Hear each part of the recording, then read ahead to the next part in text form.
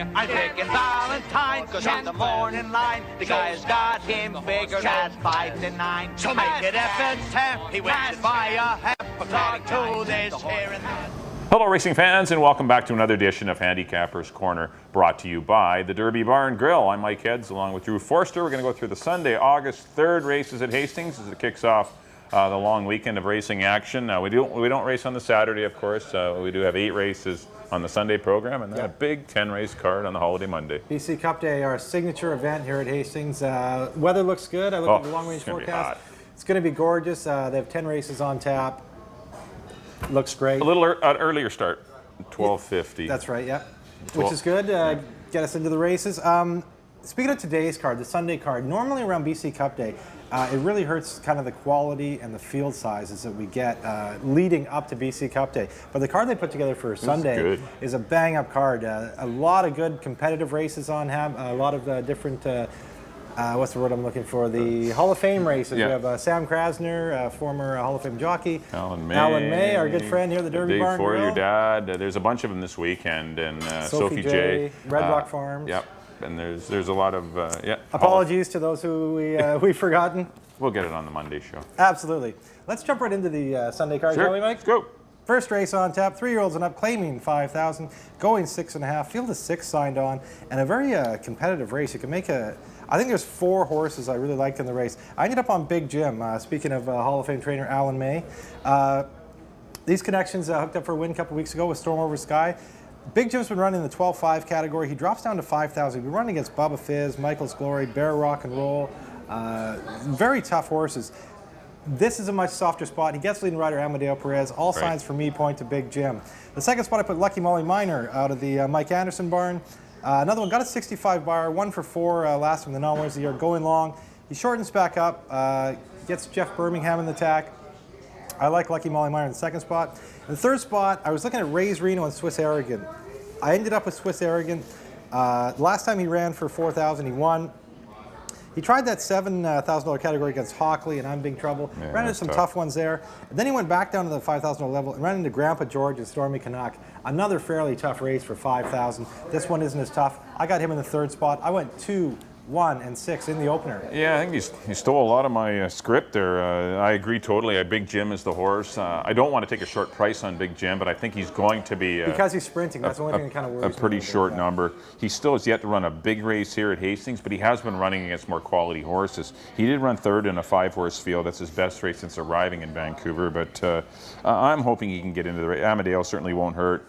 Decent drill since his last race. I agree with the one. Lucky Molly Minor does shorten up to 6.5 furlongs after a nice easy score going long, but he's a versatile type. He can go pretty much handle any distance, and nice to see Jeff back in the tack.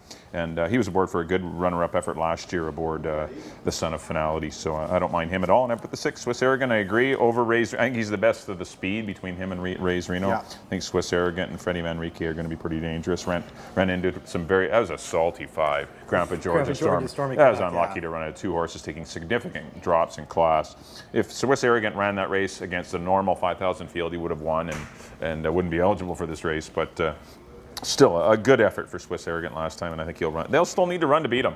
He's a pretty cool horse that can go down there pretty fast. I went 2, 1, and 6. I think you need all 3 of them in any early wagers. On to the second race, got an allowance event, $21,000 pot, going to go a mile and a 16th. Got 5 of them signed on. I'm going to go to the 2-horse Mysterious Soul, who is making his return to Hastings after a successful journey down to Phoenix.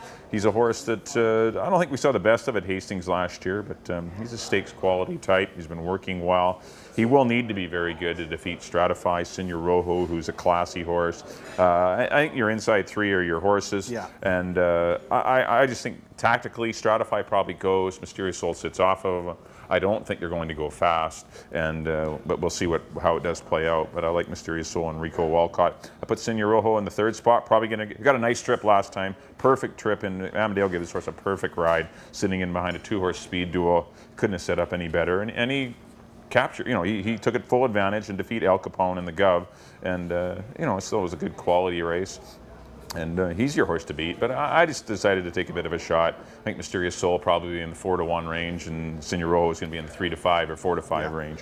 And I put the one Stratify in for third. He's been pretty salty for 25 claiming, but he's a horse that can step up and run some big races. He's got some back class. He's got excellent pedigree, and Dino and Swift Thoroughbreds are having a great season, so I wouldn't be surprised. I went 2-3-1.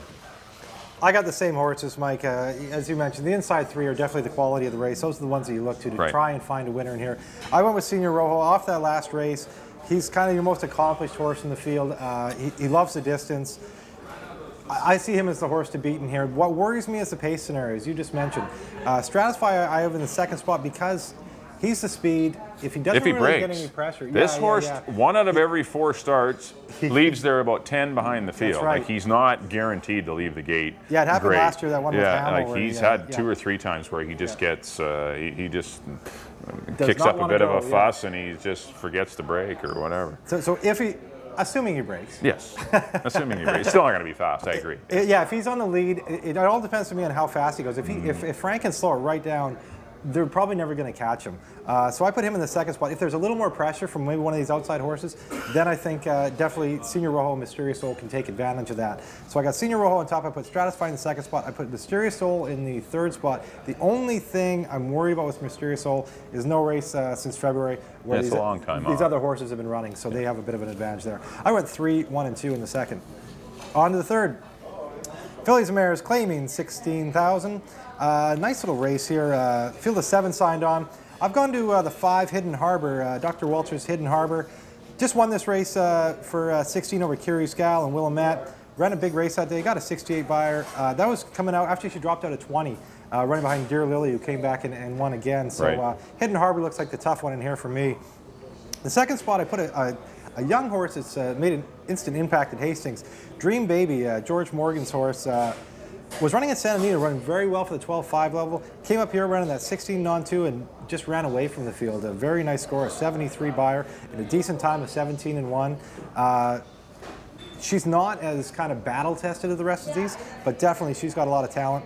In the third spot, I went with Graffiti Grace, a horse that just hasn't seemed to be the same mare as she was last year, and tackling some of those old foes. Now Robbie Anderson puts her in for 16. First time she's raced for a price in her life, and that class break could put her in the mix. There should be a correction on the form here. She is going to get in light. She does have the bug on her, so she should be in with 113, I believe. Yeah, something like that. Close. With jockey Corinne Andros aboard, I went 5, 2, and 3 in the third. Okay, I went to the 5. I agree with. I don't have a lot to add. Hidden Harbor's your horse in here. This horse is like so much the best on paper. Yeah. Hard to believe that this horse only got a 68 buyer, and like Dream Baby's race got a 73, but.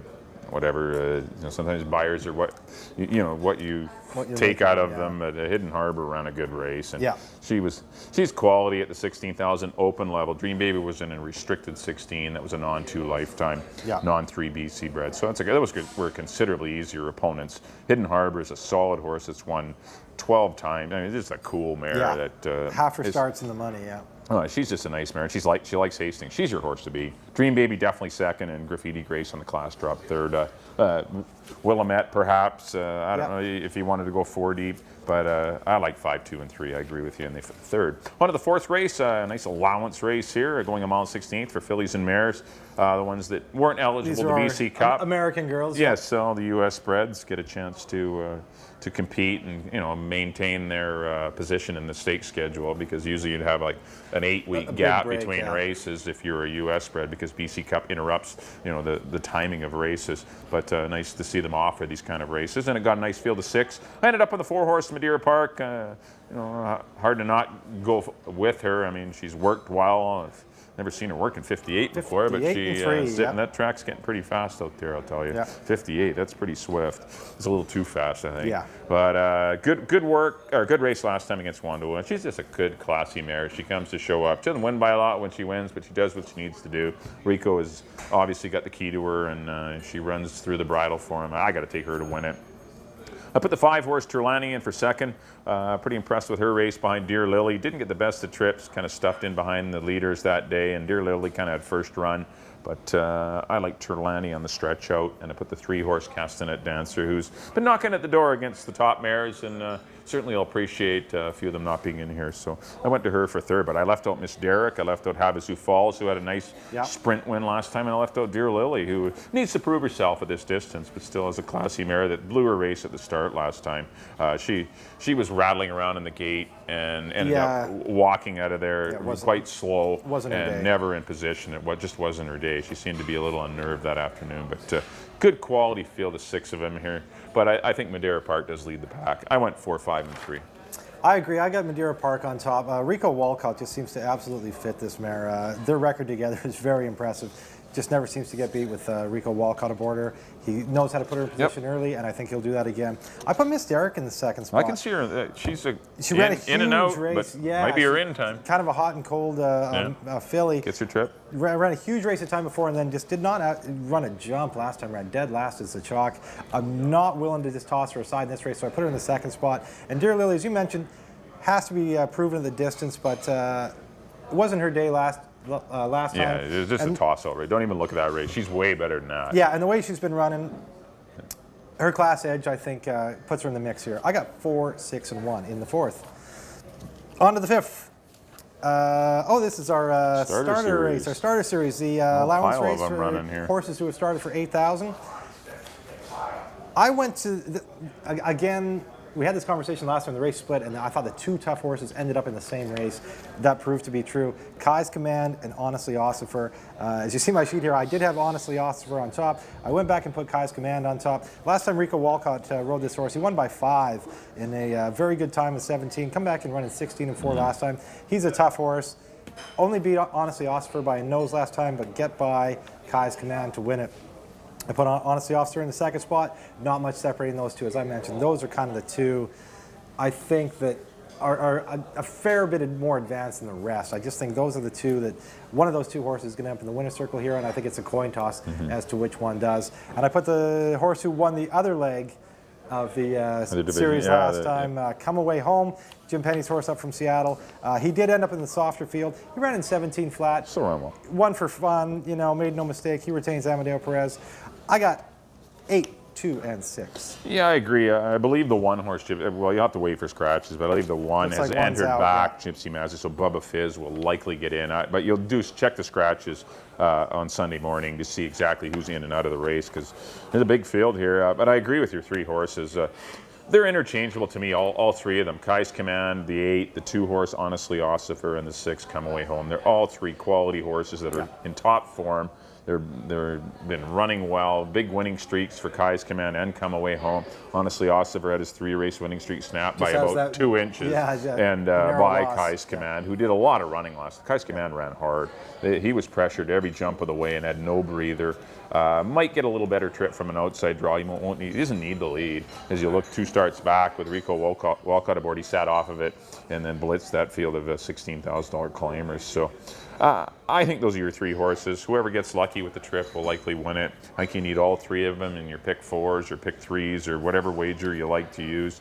Might be a good triactor box too, the old 268. But honestly, Ossifer in top form, Come Away Home in top form, and Kai's Command. I don't know who else can ruin the day for them.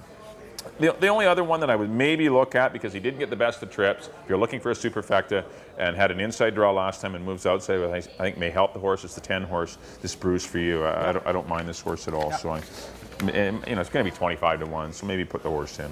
All right, I went 8, 2, and 6 in the first for the Colts and Geldings starter series. Next up will be the Fillies and Mares in their starter series. Horses that started for 8,000 this year.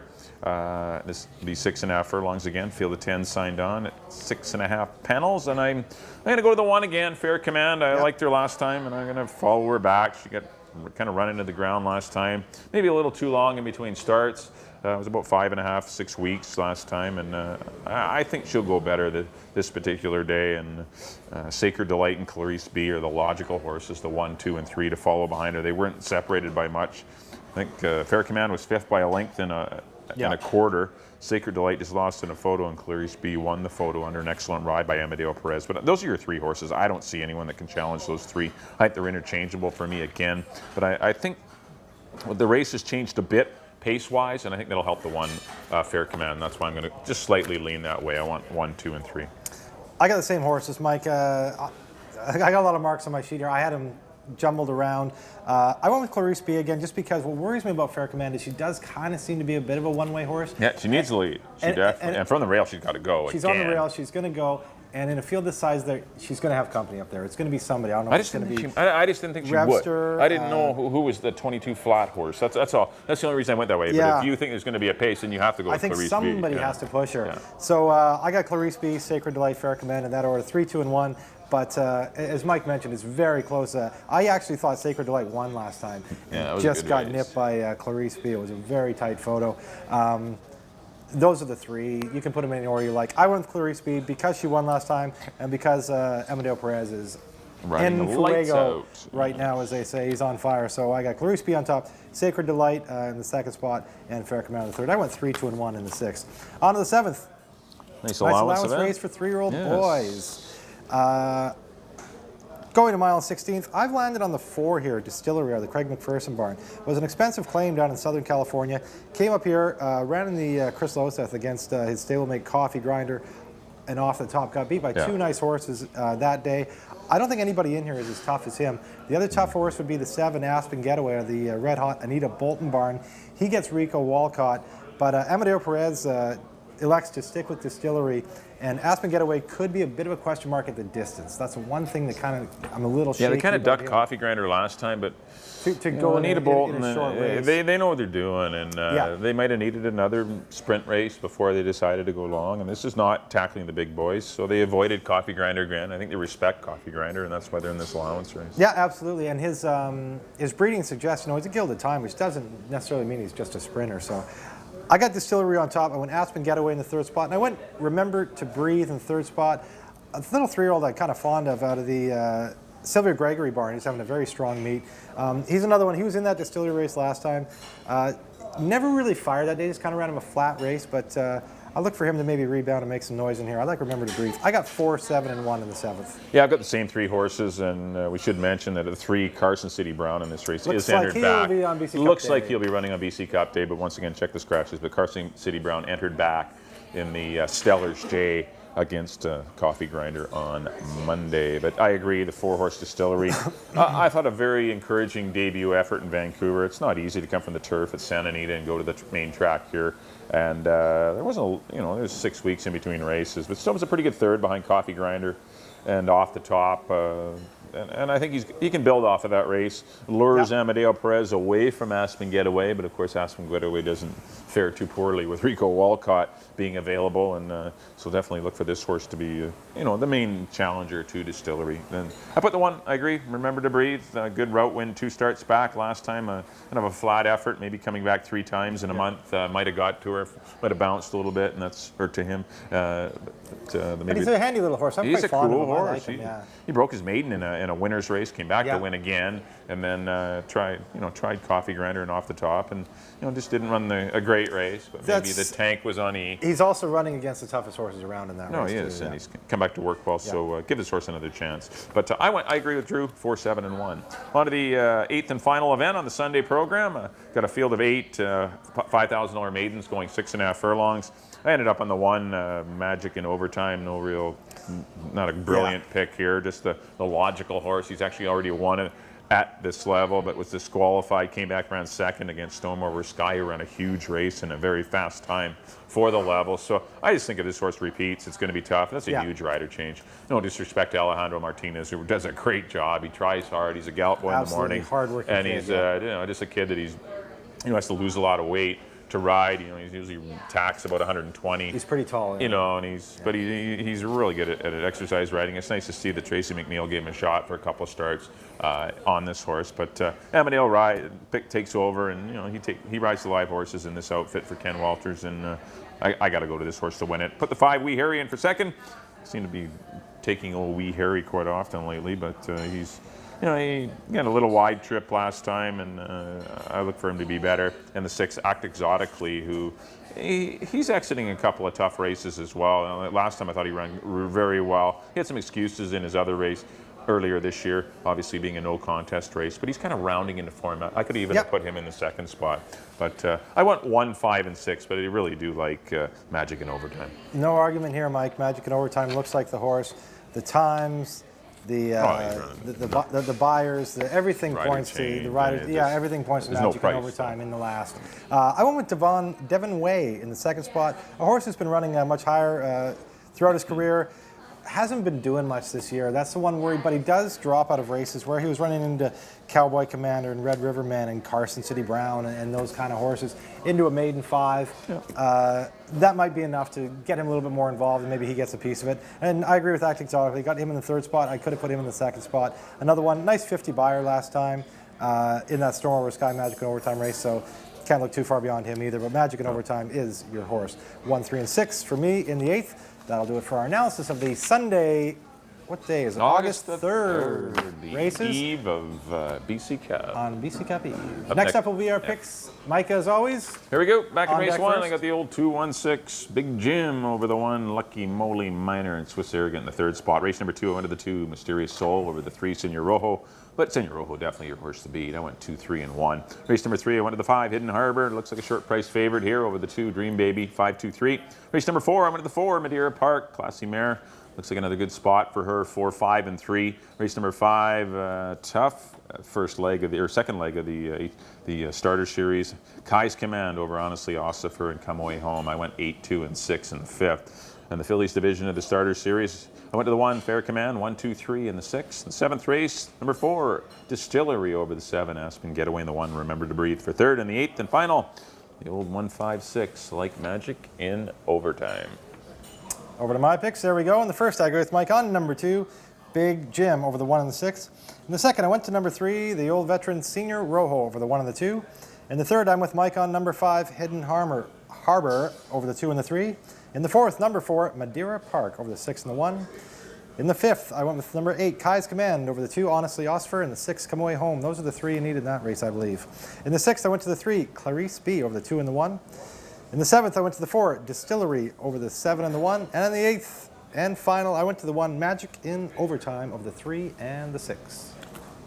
Just a reminder before we wrap this up that you can always find me and Mike's picks, as well as a coupon for the Derby Bar and Grill at all your beer stands on the apron at Hastings Park. Yes, we deliver them about an hour before the first race. They get there, and you can, if you're going down to have your favorite beverage down at the beer stands or anywhere on the tarmac, ask for them. They're absolutely free, and there is that valuable 2-for-1 Derby Bar and Grill entree coupon that's worth it. It's got an overnight on the back, so you get the horses' names, and as well as our selections, hopefully help everyone out down there on the tarmac. You might notice as the day progresses and you drink more beer, we make more sense. Yes, that's true. All right, that'll do it for this edition of Handicapper's Corner. If you can't make it out to the track on Sunday, don't forget you can come right here to the Derby Bar and Grill. All the TVs will be on, all the excellent simulcasting at Saratoga, Del Mar, as well as the big screen on Hastings, and always lots of food specials, so come on down to the Derby Bar and Grill if you're not going to Hastings on the Sunday program. Don't forget early post on the holiday Monday, August the 4th. That'll be our next live card, BC Cup Day. 12:50 will be the first post on Monday. We do have 10 races on the holiday Monday program. Well, thanks for tuning in. On behalf of Drew,